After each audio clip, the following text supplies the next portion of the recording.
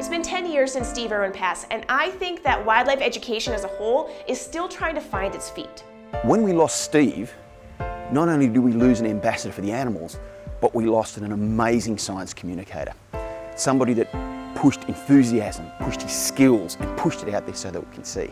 Steve Irwin to me was, if you took the energy of every excitement you could possibly have about animals and just shoved it into one person, that was him. What you saw was what he was really like. I mean, this is a guy that had two speeds, asleep or 1,000,000 miles an hour. He had this amazing personality that would welcome people in. He'd get them hooked on a sense of adventure, and then he would get them to care about animals and conservation. Steve Irwin was that person we would look to, and he was the guy that would stand up there and say, we need to do something to change this, and his love for wildlife was so clear that you couldn't help but say that, okay, we gotta make this change. He put himself out there to enthuse you, the listener, about the animals.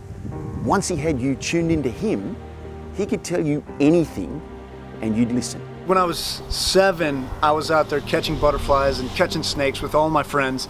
By the time I was in high school, I was pretty much the only one who still liked doing that. And so when I look at Steve Irwin, he was this adult who had the same excitement about animals that I did.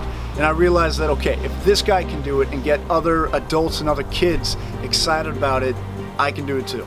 It's difficult to make social change happen when there's no unifying voice to lead the way. Now that void hasn't been filled yet. I mean, there have been people who have tried to come in, and I think a lot of them have actually tried to replicate what Steve did. You can't. There was only one Steve, there will only ever be one Steve. What I see when I look at wildlife education today is aspects of Steve all parceled up into 1,000 different channels. As a science communicator, I want people to be excited no matter where they are about the wildlife around them and the wildlife that is out there that they need to go see sometime.